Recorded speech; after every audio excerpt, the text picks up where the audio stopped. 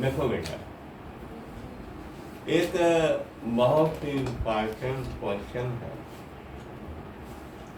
वो IPC 1860 के section number 299 में, और वो था कल्पेबल होमिसाइड, जो कि अब BNS 2023 के सेक्शन नंबर 100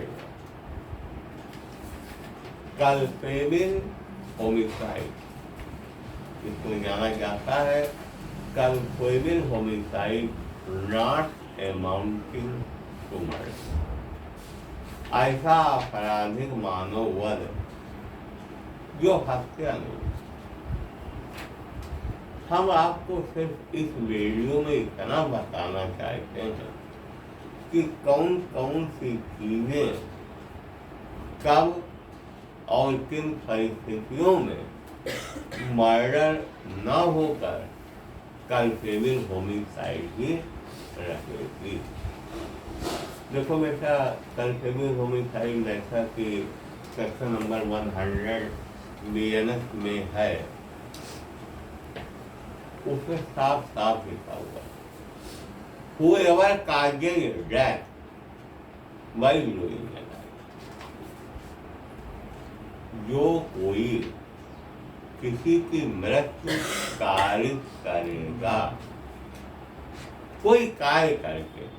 एक ही ध्यान रखना कि किसी कार्य करने में इलीगल ओमिशन भी माना जाता है, जैसा कि IPC के धारा 32 में, यानी एक्ट में ओमिशन शामिल। तो यदि कोई कार्य करके किसी की मृत्यु कारित करता है, जो डेथ है, यह IPC की धारा 46 में बताई गई थी, और उसमें ये भी बताया गया था कि मृत्यु का मतलब ह्यूमन डेथ है। कोई बकरा मार के आ जाओ तो वो डेथ नहीं माना जाएगा इस पर्पस के लिए। अब इससे क्लियर हुई, यदि आदमी कोई कार्य करके किसी की आदमी की मृत्यु कारित करता है, उसमें जो एलिमेंट जरूरी है वो है number 1, with the intention of causing death, उसका आशय हो मृत्यु कारित का। Number 2, with the intention of such bodily injury which is likely to cause, ऐसी चोट पहुंचाने का आशय हो जिससे मृत्यु कारित हो जाए। और तीसरा नॉलेज डेथ में likely to be caused by such act, ऐसी नॉलेज हो जिससे कि इस चोट से इसकी मृत्यु हो जाएगी। अब एक चीज ध्यान देना, 299 IPC 100 BNS में जो कल्पेबल होमिसाइड है, उसमें 2 बार इंटेंशन शब्द आया है, 1 बार मालिक। अब इसके बाद बेटा इसमें 3 इलस्ट्रेशन है। इन इलस्ट्रेशन को अब तक हमारे बच्चे याद करते थे गड्ढा झाड़ी मुर्गा के नाम। आप भी इसी से याद कर लो, गड्ढा झाड़ी मुर्गा। और अगर ये 3 शब्द याद रहे तो तीनों इलस्ट्रेशन आप भूलोगे भी नहीं, और क्रम भी उनका याद रहेगा। पहले क्या है, फिर क्या है, फिर क्या है। गड्ढा झाड़ी मुर्गा। गड्ढा क्या, अगर कोई किसी को ये मालूम है कि आदमी इधर ही खाता है, तो रास्ते में बड़ा सा गड्ढा खोद देता है और उसके ऊपर पतली लकड़ियाँ लगा देता है, पत्ते बिछा देता है, ऐसे मिट्टी से डाल देता है। वो आदमी समझेगा जमीन है, आएगा गिरेगा मर जाएगा। वो आदमी आता है, गिरता है, और मर गया। तो यहाँ पर जिसने गड्ढा खोदा है उसने कंसेबिल होमिसाइड का अपराध किया। दूसरा झाड़ी, अब झाड़ी क्या है?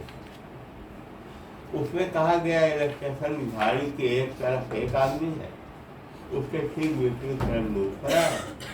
अब एक आदमी सामने खड़ा, वो दोनों को देख रहा है। उसने एक से कहा कि गोली चलाओ, एक जानवर पीछे खड़ा है, शिकार कर लो। ये तो देख नहीं पा रहा था, इसने गोली चलाई और मर गया भी। यहाँ ये भले ही किसी अपराध का दोषी ना हो, लेकिन सिर्फ होगा जिसने देखा। ये दूसरा है। तीसरा है मुर्गा, गड्ढा झाड़ी मुर्गा। इसको ऐसे याद रखना कि छत पे मान लीजिए एक तार लगा हुआ है, वहां पे कपड़े फैलाने आती है औरतें। एक दिन हमारे मेमना ने देखा, उस पर एक मुर्गा बैठा है। तो इसने सोचा एक गोली मारे, मुर्गा गिर जाए, चल के आ जाए, भजन हो जाए, खा लिया जाए। और जब तक इसने निशाना साधा, गोली चलाई, तब तक वहाँ की जो मालकिन थी वो कपड़ा फैला ली। मुर्गा तोड़ गया, मालकिन आएगी, मालकिन गोली लगी, मालकिन तय हो गए। तो क्या मेमना साहब काटेंगे? नहीं। यहाँ कंसेबिल होमिसाइड नहीं है, क्योंकि ना तो इनका इंटेंशन है और ना इनको ना। ये तीन चीज। अब एक चीज बेटा कंसेबिल होमिसाइड के लिए और याद कर लो, इस पर leading case R versus Govinda. R बनाम गोविंदा। ये कब का है? AIR 1976 का होगा, 1876। हाँ, और ये इलाहाबाद हाई कोर्ट का होगा। पेज नंबर 342 होना चाहिए। और इसके जज साहब बॉम्बे हाई कोर्ट का है बेटा, सॉरी, बॉम्बे हाई कोर्ट का मामला है। और लॉर्ड मेलविल यहाँ के जज हैं, लॉर्ड मेलविल। इसमें हुआ क्या? ये केस का नाम ये याद रखना, basic case R versus Govinda, AIR 1876, Bombay high court, page number 342। अब जज का नाम है नहीं 86 है, मेलविल। ऐसा हुआ एक 15 साल की इनकी गोविंदा की बीवी थी, गिरे होंगे 18 साल की, लड़कपन था दोनों में। एक दिन दोनों में झगड़ा हुआ, इन्होंने उसे उठा के पटक दिया बीविया को, और उसके सीने पे घुटना रख के बैठ दिया, और 2-3 घूसा मारा, बीवी फेल हो गई, एक्सपायर हो गई।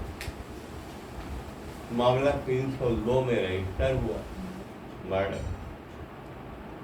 ट्रायल कोर्ट ने 302 में कन्विक्ट किया, मामला गया हाई कोर्ट। वहां पर लॉर्ड मेलविल ने जो जजमेंट दिया, उन्होंने कहा कि ये मर्डर की कैटेगरी में नहीं आ रहा है, बल्कि ये आ रहा है culpable homicide, not amounted to murder. और उसमें उन्होंने शायद 5 साल की सजा। इस केस को याद रखिए। अब सवाल है कि कब कोई मामला होता है कंसेबिल होमिसाइड और कब वो मर्डर होता। इस पर बेटा मुकदमा आया सुप्रीम कोर्ट में। इस मुकदमे के लगभग 100 साल बाद मुकदमे का नाम है state of Andhra Pradesh. State of Andhra Pradesh वर्ष बनाम राया वरपू पन्ना यू। Raya वरपू Panna you. ये उसके ठीक 100 साल बाद सुप्रीम कोर्ट और इस मुकदमे में सुप्रीम कोर्ट ने कहा कि सबसे पहले कोई भी आदमी जब मरता है तो कंसीविंग होमिसाइड से निकल के कब वो मर्डर बन जाता है, इसके लिए सबसे पहले उसे 299 में आना चाहिए। अब अगर वो 299 में आ गया तो कंसीविंग होमिसाइड की कैटेगरी में आ गया। इसके बाद उसे उन्होंने कहा कि धारा 300 में जो 5 अपवाद हैं उनमें नहीं आना चाहिए। वो 5 अपवाद धारा 300 में है, बाद में है। अगर उनमें नहीं आएगा तो एक बार फिर ट्रायल होगी कि क्या धारा 300 में जो 4 खंड है उसमें वो आ रहा है। अगर वो 299 में फुल फ्लेज आ गया लेकिन 300 के 500 अपवादों में कहीं आ गया तो फिर लौट आया वो होगा कंसीविंग होमिसाइड और फिर सजा 304 में होगी, 309 में नहीं। अगर उसमें नहीं आया लेकिन धारा 300 में भी नहीं फिट हो रहा है तो फिर वही हाल होगा, वो कंसीविंग होमिसाइड हो जाएगा और 304 में कर जाएगा। और अगर वो 299 में है, 300 के अपवादों में नहीं है, 300 में है, तब वो कर जाएगा। ये है इन 2 मुकदमों को बोलना। अब सवाल है कि धारा 300 के वे अपवाद कब, उसमें पहला अपवाद है ग्रेव एंड सडन प्रोवोकेशन। यह अपवाद इस समय BNS 2023 के सेक्शन नंबर 101 में लगे। ग्रेव एंड सडन प्रोवोकेशन हो, कैसा हो, जो ग्रेव हो और अचानक, गंभीर हो और अचानक। प्रोवोकेशन गंभीर तो है लेकिन अचानक नहीं तो नहीं मानेगा। तो कारण क्या है कि बेटा मर्डर का ये अपवाद में आएगा तो मर्डर में अपने अंदर इंटेंशन या नॉलेज से ही वो कृत होना चाहिए। प्रोवोकेशन जब होता है तो आदमी गुस्सावश, उत्तेजनावश वो अपराध करता है। माना जाता है कि वो मर्डर तो नहीं है, वो कंसीविंग होमिसाइड। इसके मुकदमे आपको 2 याद करने होंगे। पहला मुकदमा है KM नानावती बनाम state of Maharashtra AIR 1962 supreme court page number 605। बेटा इस कोर्ट केस को मैं फैक्ट के याद रहना चाहिए। हुआ क्या? हुआ ये कि ये नानावती इंडियन नेवी में 2nd कमांडर थे, बहुत हैंडसम ऑफिसर थे और बहुत जाबाज सिपाही। 1948 1948 इनकी शादी लंदन के एक चर्च में किससे हो गई? सिल्विया से। बहुत खूबसूरत वो भी थी ये भी। इसके बाद इनके साथ इंडिया आ गए। तो बेटा बॉम्बे में इन लोगों की एक कॉलोनी, यहाँ सारे नेवी अफसर रहते, और क्योंकि नेवी अफसर अक्सर 8 महीने 9 महीना तो समुंदर में रहते, उनके बीवियाँ उनके बच्चे लोग रहते उस कॉलोनी में पढ़ने जाते हैं। उसी में एक साहब थे, क्या नाम था उनका? प्रेम आहूजा। 35 साल की उम्र, शादी अभी हुई नहीं थी, काफी धनी आदमी थे, और वो कॉन्ट्रैक्टर थे इंडियन नेवी के लिए, और जितने ये बंगलों थे सबके घरों की आवश्यक वस्तुओं की पूर्ति किया था। अब कहा ये भी जाता है कि करीब 35 नेवी अफसर की बीवियों के साथ उनके संबंध बढ़ा। एक बार नानावती जी, इनके 2 बच्चे भी थे, बहुत सुंदर गोरे गोरे दोनों लड़के थे नानावती। एक बार नानावती जी काफी समय के बाद बॉम्बे आई। अब उनकी मैडम का मिजाज ही नहीं थी। उन्होंने कहा चलो हो गया। अगले दिन सुबह वो बच्चे को कार में बैठाए, स्कूल छोड़ने गए, लौट के आए, उनकी मुहतरमा बाहर बैठी हुई थी लॉन में, वो छतरी लगाए लाल पीली वाली, वो आए बैठे, उनके ऐसे गर्दन पे हाथ रख लिए, उसने झटक दिया। अब इनका क्रोध थोड़ा बेकाबू। उन्होंने कहा बात क्या है यार, मैं कल से आया हूँ, अब तुम्हारी ये हरकत है। सिल्विया जी भी बड़ी बेबाक थे। उन्होंने कहा एक्चुअली हुआ ये है कि मेरा इश्क हो गया है। प्रेम आहूजा साहब, प्रेम आहूजा इनके भी दोस्त नानावती। क्या बोले बेचारे।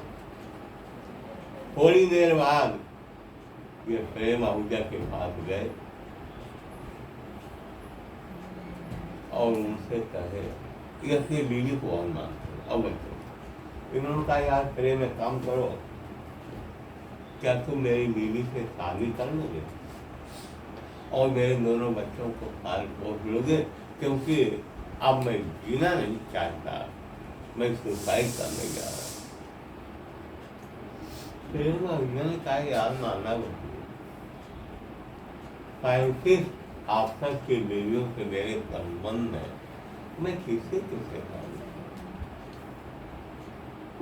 ये बात इनको नागवार लगी, वो रोक हो गए, लेकिन चले आए घर और अपनी बीवी को लिया, छोटे वाले बच्चे को लिया, पड़ोस के अफसर के एक बच्चे को लिया और चले गए सिनेमा हॉल सेरेमनी।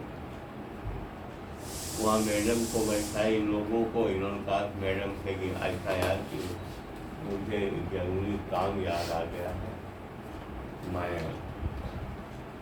क्यों कर रहा हूँ, तुम सिनेमा छूटे तो मैं आ गया। वहाँ निकले, कार उठाई, सीधे अपनी सीट पे पहुंचे और वहाँ से अपनी सरकारी पिस्टल यीशु की अपने नाम कारतूस लिए और सीधे गए प्रेम आहूजा को उनको गोली मार। उस समय वो नहा के तौलिया लपेटे बाहर। यही नहीं, इसके बाद वो गए पुलिस स्टेशन में, अपने को आत्महत्या। इस मामले में बेटा प्रोवोकेशन ग्रेव तो पाया सुप्रीम कोर्ट ने, लेकिन सडन नहीं पाया, इसलिए इनको 302 IPC में सजा मिल गई। ये बात अलग है कि प्रेसिडेंट ने इनको तुरंत माफ कर दिया, गेंद लगे रहे। दूसरा मुकदमा मलकू का है। मुकदमे का नाम क्या है? मलकू बनाम एम्पायर, ये AIR 1938 Allahabad high court 532 page number है। इसमें हुआ था मलकू की शादी हुई और मियाँ बीवी में झगड़ा होता, इनकी बीवियाँ चली गई बैठे, ये गए माना नहीं, तो वहाँ इनकी बीवी का नहीं जाऊंगी। इसके बाद इनका साड़ू आया, वो बोला नहीं जाएगी, आईना की बात था ससुर में, तब तक साड़ू आ गया। साड़ू ने क्या कहा है? ये नहीं है। इनको बुरा लगा कि यार ससुर भेज ना, कि साला साड़ू कह रहा कि नहीं है। गरीब आदमी से ससुराल वाले बाहर एक चारपाई थी, दोनों साधु लोग उनके थे सो रहे। रात में अचानक उनकी आंख खुली, मलकू की, देखा साधु गायब। इनको शक हुआ, ये गए हल्का दरवाजा खोल के ये झांके, तो जिस बात का डर था वही था। इनका साधु इनकी बीवी के साथ बैठ गए। मलकू चतुर आदमी लौटा और चुपचाप लेट गया खर्राटे लेने। कुछ देर बाद दरवाजा खुला और साधु आया, अब आके खूब निश्चिंती से सो गया। मलकू एक आदत से अपने सोते समय गणासा रखते, इन्होंने उठाया गणासा और साधु को कायदे से काट दिया। जब मुकदमा चला तो इलाहाबाद हाई कोर्ट ने इसे ग्रेव एंड सडन माना और इनको 5 साल की सजा। हालांकि अगर देखा जाए तो सडन तो नहीं था, लेकिन जज साहब ने जजमेंट में लिखा कि अगर ये उसी टाइम घुस जाता तो इसकी बीवी इसके कानून दोनों एक हो जाते, तब इसी को मार दे। शायद जब साहब को ज्यादा अनुभव रहा होगा इन चीजों का, तो इसलिए उन्होंने। अब दूसरे पॉइंट पे आओ, प्राइवेट डिफेंस है, अब एक सीट कर गए और किसी की जान ली। अब आप एक चीज जान जाओ बेटा, IPC 1860 धारा 100 का और धारा 103। धारा 100 में अगर कोई आपकी जान लेने के लिए उसने जो 7 पॉइंट है उनमें कोई करने के लिए वासना किया है या किसी दूसरे की, तो आप उसकी जान ले सकते। और 103 में अगर आपकी एक दूसरे की संपत्ति के खिलाफ 103 में जो पॉइंट है, अगर उसमें उन्होंने कुछ किया है तो आप उसकी जान ले सकते। तो लेकिन न 100 में आ रहा न 103 में आ रहा, वो मामला या तो 101 का है या तो 104 का है। अब आपने जान ले ली तो ये एक्सेप्शन नंबर 2 कहना है। तब भी आप मर्डर के लिए दोषी नहीं मांगे जाएंगे, बस कल्पेनिंग होमिसाइड के लिए दोषी मांगे। अपवाद नंबर 3, इसमें बेटा कोई पब्लिक का सर्वेंट है और वो अपने इन कलर आप ऑफिस काम कर रहा है और वो अपने राइट से थोड़ा एक्सीड कर गया और जान ले ली, तब भी वो मर्डर नहीं माना जाएगा, बल्कि कल्पेनिंग होमिसाइड मानेगा। उसका उदाहरण CRPC 1973 की धारा 46 और 46 का सब क्लास 3, जहाँ ये लिखा है आप किसी की जान नहीं ले सकते, दौरान गिरफ्तारी अगर वो किसी ऐसे अपराध का अभियुक्त नहीं है जिसमें या तो फांसी की सजा है या आजीवन कारावास। अब अगर कोई चोर है भाग रहा है उसमें किसी में आजीवन कारावास सजा नहीं, लेकिन पुलिस वाले दौड़ाए हैं, अचानक पैर पे निशाना लगे, वो गिर गया, गोली लग गई सर पे, वो मर गया, तो तीसरा फवाद कह रहा है कि कभी वो मर्डर नहीं होगा, वो कल्पेबल होमिसाइड। इसके बाद बेटा अपवाद नंबर 4 वो सडन फाइट। आप जा रहे हैं, आपकी गाड़ी कोई गाड़ी लड़ गया, अचानक बात बढ़ गई, आपने मारा, वो मर गया, तो मर्डर नहीं होगा, बल्कि वो culpable homicide but not amounting to murder. अब आखिरी अपवाद है कंसेंट। कंसेंट बेटा ध्यान रखना, कंसेंट हमेशा फ्री कंसेंट होना है। Free consent Indian evidence act की 21 धारा 14 और यहाँ के फ्री कंसेंट का सीधा सा मतलब है कि ना वो किसी दबाव में लिया गया हो कंसेंट और ना ही किसी से मिसलीड करके कंसेंट प्राप्त किया गया। अगर कोई 18 साल से बड़ा है कहता हमें मार दो, आपने मार लिया, मर्डर नहीं है, वो है करके भी लोग घर में देख रहे कि दशरथ पासवान बनाम state of Bihar 58 Patna high court 1958 का पटना हाईकोर्ट का। ये बेटा बड़ा मनोरंजक केस है।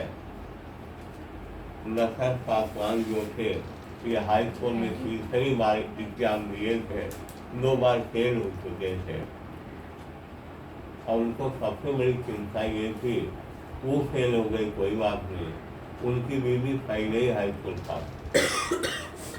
उस दिन गए पेपर में अपना रिजल्ट देखने, फिर पेपर में 9 नंबर गए, मुंह लटकाया, बोले अब मुझे गिरने पे कोई चाह, अब फिर फेल हो गए।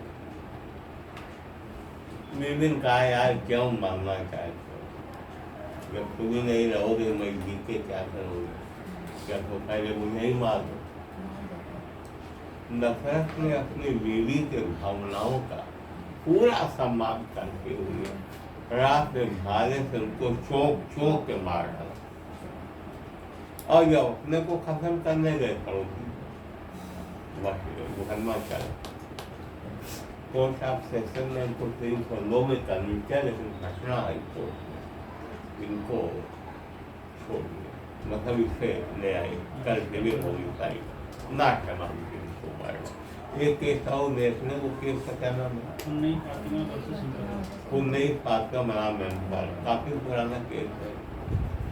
तो इसमें हुआ क्या था, ये पुन्नई फातिमा एक तरह कहो कि इसने एक चार्मर था, सांप आमने था, एक ताजा सांप पकड़ा जंगल से, लगा गाँव में खा रहा था, नया नया सांप था, खूब तमाम लोग इकट्ठा हो। पुन्नई ने कहा कि बहुत खतरनाक, और न विश्वास पड़े तो जिसकी हिम्मत आगे आओ हम कदम डाल, घबराओ नहीं, यही चीज इम्पॉर्टेंट है, जो घबराओ नहीं। मैंने इसकी कान में मंत्र मार दिया, हालांकि आप सब जानते हैं कि सांप के काम नहीं होते, लेकिन भाई अब ये मदारी से मार लिए समझ, अव्वल तो ये काटेगा नहीं, अगर काट भी लिया ना मैं हूं ना। इस बीच एक लड़का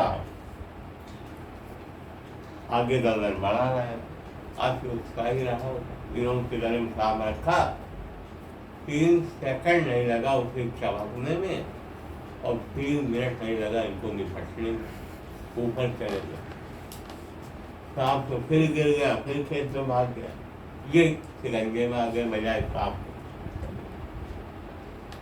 इन्होंने अपीलेट कोर्ट का यही कहा कि उनकी कंसेंट, लेकिन अपीलेट कोर्ट ने कहा ये कंसेंट आपके आश्वासन पर ली गई, इसे कंसेंट नहीं माना है। तो बेटा ये रहा आलेवाउ कंटिन्यूल होमिसाइड और 300 के वो अखबार जिनकी वजह से एक बार फिर से कंटिन्यूल होमिसाइड का ऑफेंस हो जाता है। बस इतना पढ़ लेंगे ना तो बिल्कुल ठीक है।